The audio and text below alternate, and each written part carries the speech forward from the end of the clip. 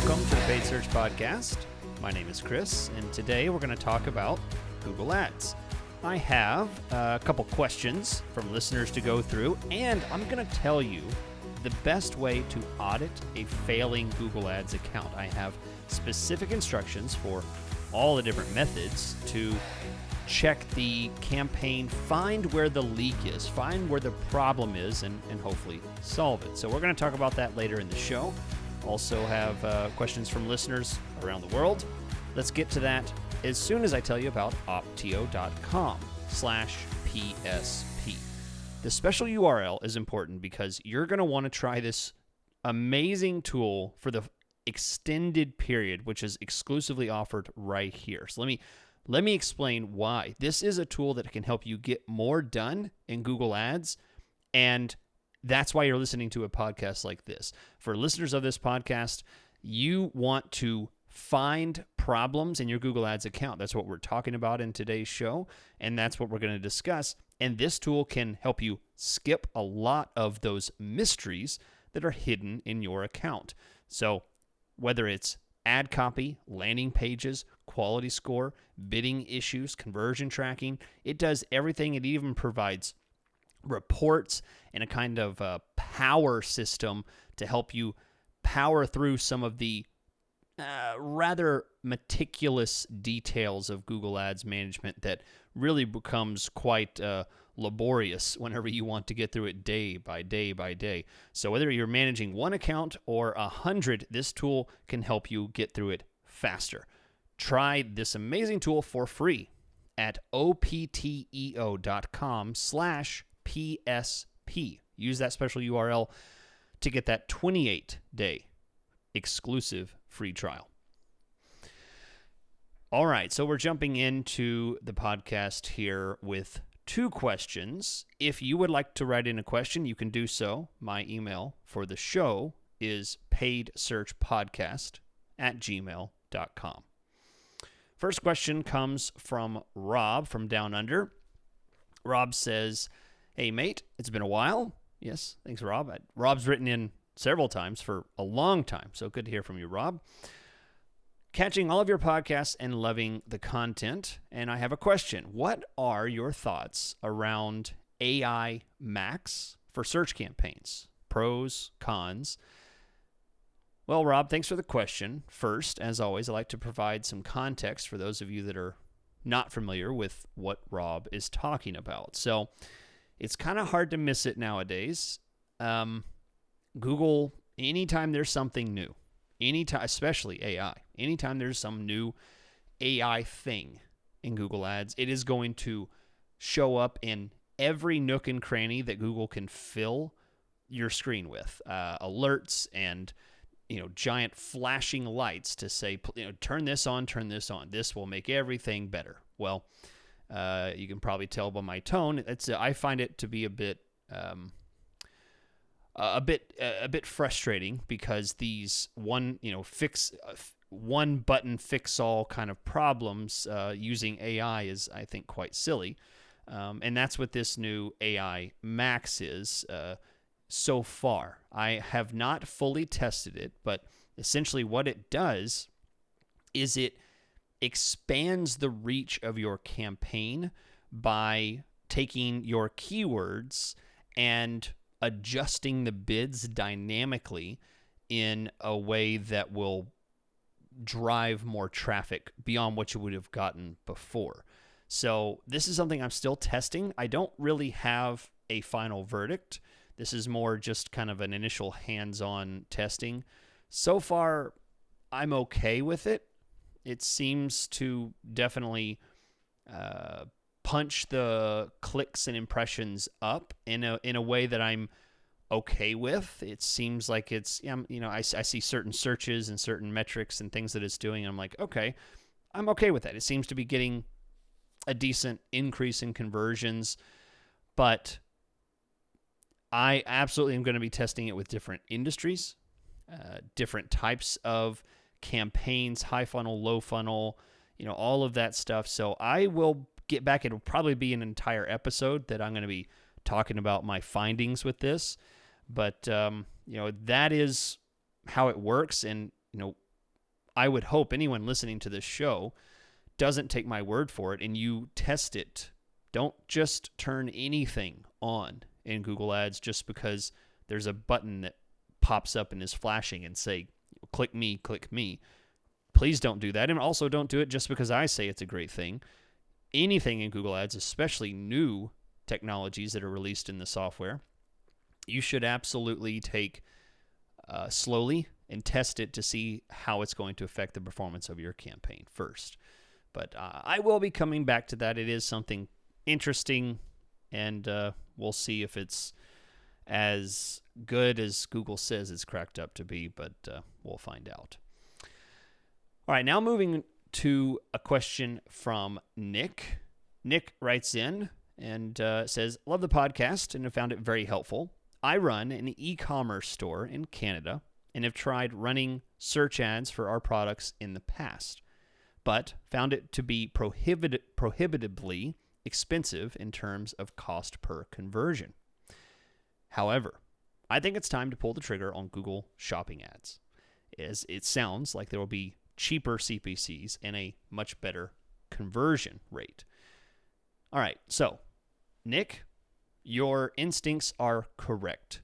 Nick has the impression that search didn't really work out for his e-commerce online store, and perhaps shopping will be a better venture for him.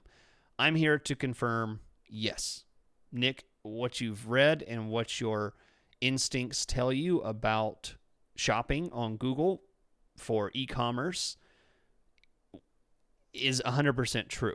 I find that there is a massive distinction between search and shopping made up by two metrics that will make a world of difference in the performance that you get in Google Ads. Number one is the cost per click. So the cost per click in shopping is much more affordable, and the degrees by which it's more affordable could be exponential. I mean, if you're trying to run extremely targeted exact match keywords that have a low amount of traffic and they're as you had said extremely expensive, the results that you'll get from the CPC of a shopping campaign will be fractional compared to the cost of what you're doing on search. So immediately $500, $1,000, $5,000 will go much, much further than it would for a search campaign. So shopping will take your dollar per dollar spend and take it much further. You get a whole lot more traffic. That's great. Why is that a good thing? That's at least you're going to multiply the chances of getting a sale and a some type of value, because $1 brings in multiples of people rather than just one person per click. So that's a great thing. The second thing is this: because shopping provides images and it provides pricing and additional information as well as the title of the product right on the screen, people are more motivated. If you were to advertise on Google a pair of shoes, there is no way for you to accurately convey in every headline all the information that can be conveyed in a picture with a title and a price and maybe a few other assets attached to it. So the value of being able to show a product image is infinitely better because, as they say, the picture's worth 1,000 words. And we don't have 1,000 words to work with on Google search. We only have a few headlines and some short descriptions. So just by having a visualization of your product, people will be more motivated. And I find just from the fact that they're clicking on a product with a price, I mean, their expectations of the pricing, the way it looks, is already brought to reality, and therefore they're going to be more likely to convert. So I would say for anyone that is running an e-commerce campaign, I absolutely would suggest starting with search. Your chances of success are greatly enhanced with I think I said that wrong. Let me try that again. Anyone who is in the PPC world and has an e-commerce campaign, you should start with shopping because your chances of getting a conversion and getting more traffic for your budget will be greatly enhanced simply by not having overly expensive search campaigns. And I'll tell you, the amount of potholes and mistakes that you can make in a search campaign are much greater than the potholes and mistakes that you can make in a shopping campaign. Okay, so now we're moving on to the main topic of the show. I encourage you, if you find yourself confused and frustrated by a campaign that continues to fail and you're not sure why, I have 4 symptoms. Well, let's say I have 4 diagnoses to tell you about where I think the failure might be. And then I'm going to go through just a very quick lightning round of all the different campaign types and where to look, where I find some of the most common failures happening. So let's go through the 4 different types of level of failures and where I think your problem is. So to begin with, for those of you that are experiencing failure in your Google Ads campaign at the level of no sales, no leads, I've gotten nothing. Chris, I've spent X number of dollars on my Google Ads and I've received nothing beyond just clicks. Okay. In this case, I would press the likelihood being traffic. It's most likely, no matter how you're engaging with Google Ads, the traffic is probably the problem. You're sending people that are unqualified to your Google Ads account, and they're to your website, that is, and they're clicking on your ads, and they're not really interested in what it is that you're selling or offering. So they're looking for something else, or they're not qualified yet, right? They're still considering, they're still researching. They are unqualified, completely unqualified. So you need to work on your keywords and how you're bringing people to your website through Google Ads. This is not something where you're just going to change your bidding strategy. This is not something where you just go in and change your bidding strategy from maximize conversions to maximize conversion value. That will not fix it. It is not a bidding issue. It's a traffic issue. So change your ads, change your keywords, try restructuring so that you can get the right kind of traffic for your website and increase the likelihood of a conversion. Now, moving on now to group number 2, if you find yourself not getting enough sales or leads, you have gotten some, but there's just not enough of them. You've gotten 1 or 2, or you've gotten 50 and you need 100. This is both a traffic and a bidding issue. So I would encourage you to play with both sides of the coin. In Google Ads, there's only 2 sides to the Google Ads coin. There's either traffic or there's bidding. No matter what you do in Google Ads, you're adjusting how people come to your site, how they perceive your site, and then there's the bidding side, how much you pay for it, where you're ranking on Google Ads. So I would have to tell you, unfortunately, you're going to have to play with both of those. And typically the best way to do it is to engage with trying one and then trying another. I don't suggest you adjust both at a rapid pace at the same time. All right, so now number 3. If you're getting conversions and you are having issues with, not enough, in particular, you're having issues with unqualified traffic. So this traffic is calling you. They're filling out the forms on your website, but they're never making it through your sales cycle, right? They're adding to cart, but they're never purchasing. They're calling your phone number, but you can't ever close the deal. They're signing up for a meeting with you, but they never do sign up for a subscription. If they are basically unqualified leads, again, this is likely a traffic issue. There's a lighter chance that it's a bidding issue, but I would say largely this is a traffic issue. Many symptoms that I find could be the case for this is you're getting a lot of competitor searches, or people just looking up pricing information, or people that have singular problems and they're trying to solve a singular problem. They're not actually looking for a service yet, right? So they're often shocked by pricing or the complexity of the solution. They're not ready for the solution yet. They're still dwelling on their problem. So you're going to largely have to address the traffic and perhaps a little bit of bidding. Now, this last one is very unique. In this last case, it's probably the most detrimental and the most frustrating of all, because you're getting tons of conversions. Your Google Ads interface is telling you that you have extremely high conversion rates. You get a lot of conversions, a lot of quote-unquote sales, leads, calls. But in fact, you can look at your CRM tracking. You can look at your call history on your phone or talk to your intake team. No one is calling. No one is emailing.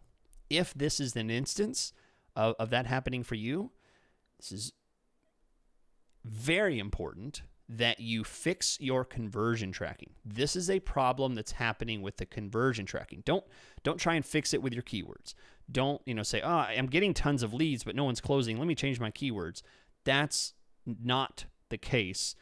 If you have conversion rates that are in the 30s, 40s, 50s, those kind of percentages, 30%, 40%, 50%, it's likely that you have set up some kind of conversion tracking that is well below the standard of success for you.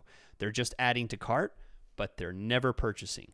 They're landing on a contact us page, but they never actually fill it out.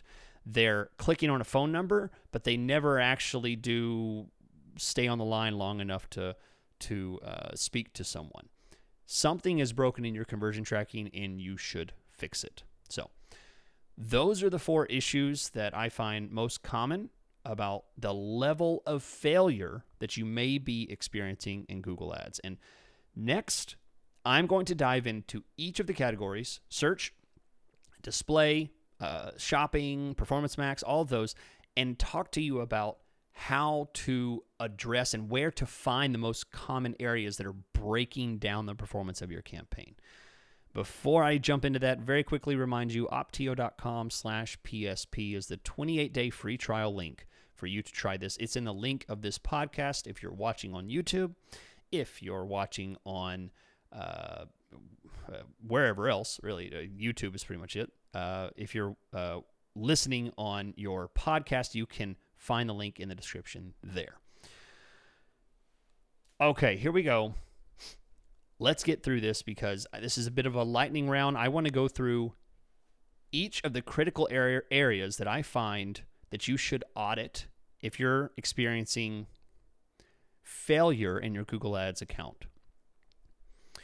So let's talk about search. So the first thing you should ask yourself if you're experiencing failure in Google Ads is, where did the traffic come from?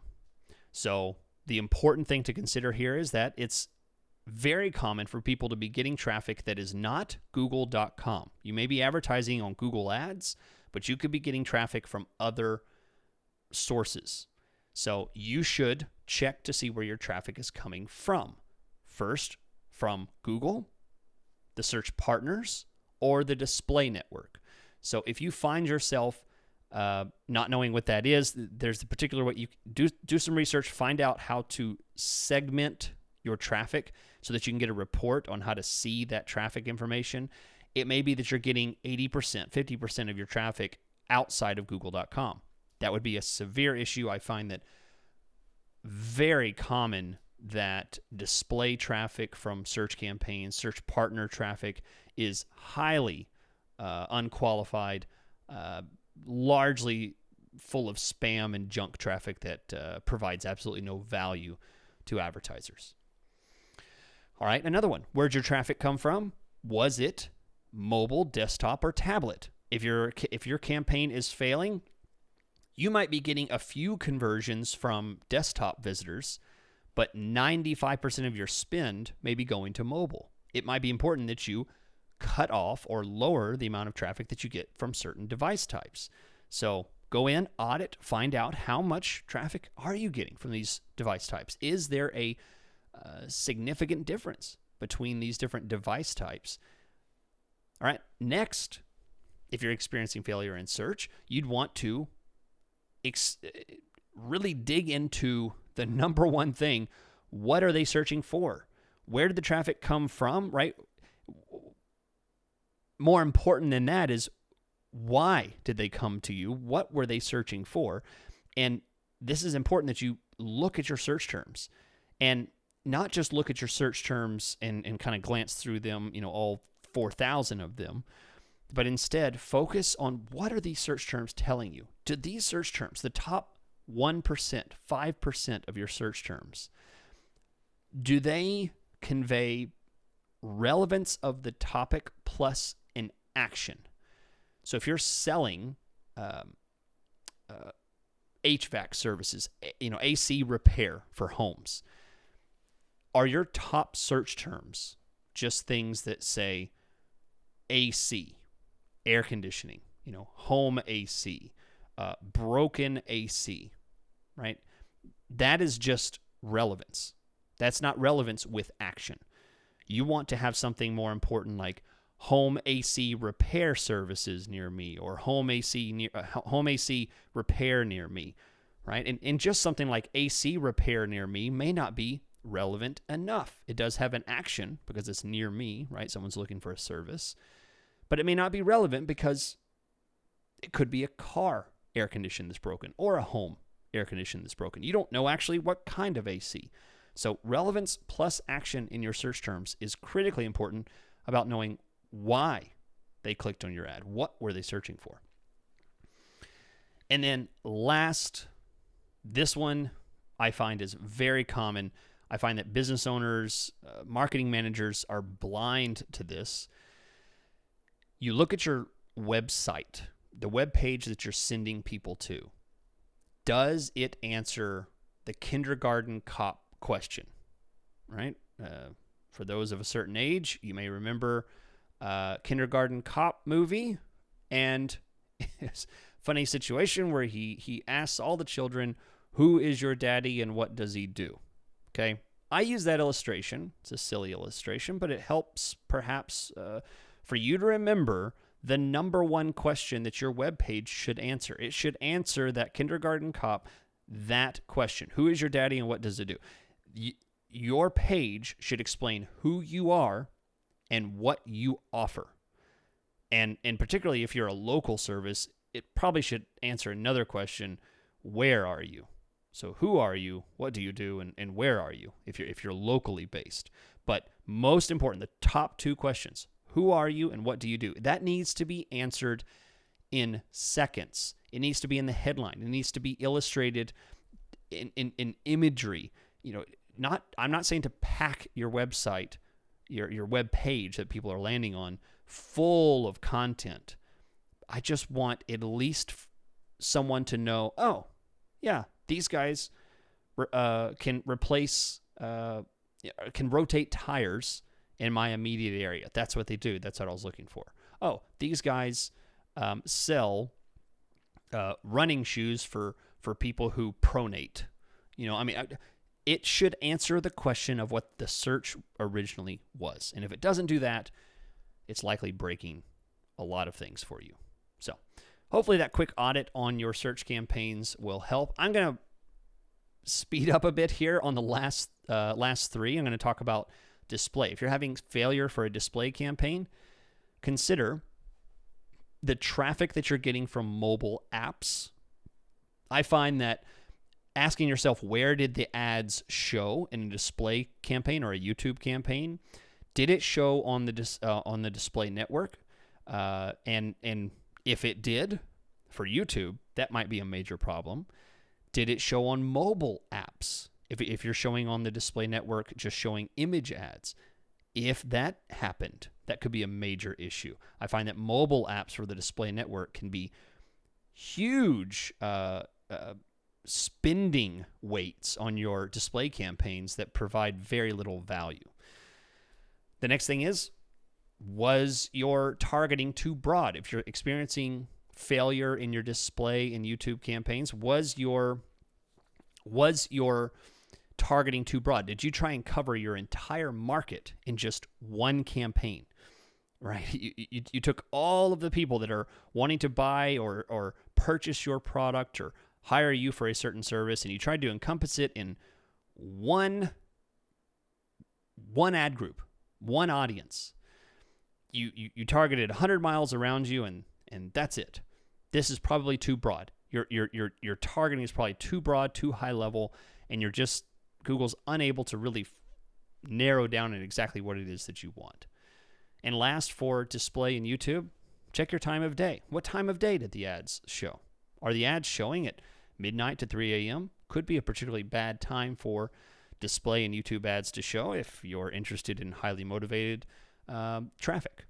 So that is number 3, display and YouTube, or number 2, display and YouTube. Now we're moving to number 3, shopping. If you need to audit and understand how to improve your shopping campaign, I'll tell you this, the solution here is probably a lot simpler than everything else. It's likely a bidding issue. Now, there's a chance that your data feed that's pushing into Google Ads and the targeting that's matching to those search terms could be a problem. But I'll say for most people, I find that you need to ask, am I overbidding for my search or for my shopping traffic? Is this shopping traffic cheaper? Could I get it for cheaper? And that's going to increase your chances of getting conversions. As I talked about earlier in the show, cheaper cost per click on shopping is always an advantage. So it's likely a bidding issue. Try and lower your bids. Find out, try and do some investigating. Find out how much did you pay for these, and where does that put you on the search impression share loss due to rank? It's an important number to be aware of. And last, as far as improving your targeting with shopping, you can't pick your keywords, but are you using negative keywords? Are you blocking specific terms that are highly unqualified for your product? And if that's the case, maybe you should add more. Maybe you should really analyze your search terms, figure out where your traffic is coming from, what they're searching for, and add some negative keywords. All right, now we are on the last one. Last one is Performance Max. So if you are experiencing failure in a Performance Max campaign, the first question you should ask is, what kind of traffic did you get? This is important, and it's a little difficult to analyze the details of this, but the best place to look would be your campaign insights, your actual search terms. We can actually see some search terms in Performance Max campaigns now. So where did the traffic come from? Did it come from the kind of clientele, the kind of searches that you think are going to be valuable for you or not? If it didn't, then perhaps you need to move to the second question. Did you feed the campaign enough conversion data? So, if you're targeting really broadly and you're getting the wrong kind of traffic, is that your fault, or is it because Google's unable to get a proper bead on what is a valuable action on your website? So adding more signals of conversions, add more conversion methods to your Google Ads. This is dangerous. I'm about to give you some dangerous advice here at the very end of the podcast, but please consider that this can lead to a very detrimental end if you don't eventually wean yourself off of this method. But what you can do is you could add an add to cart as a conversion. You could add a specific engagement level, not a conversion, but an actual engagement level. How long did they stay on the site? Things like that. Number of clicks on the site. They viewed the About Us page or something like that. Something that's not quite a conversion, but at least they were somewhat engaged. You could measure that as a conversion. And if you did that, you might actually be able to push Google towards the traffic that is a bit more motivated than your average traffic. Okay, so that is it. That is the 4 different points of hints and ways to audit all the different campaigns in Google Ads and where you might find some of the biggest issues. And I hope that helps you to improve your performance in your Google Ads account. If you'd like to reach out to me, you can find me for management or for coaching of your Google Ads campaigns. And that's live coaching that I do with people through Zoom. And you can book a session with me right on my website. Website is chrisschaeffer.com. Otherwise, I'll see you guys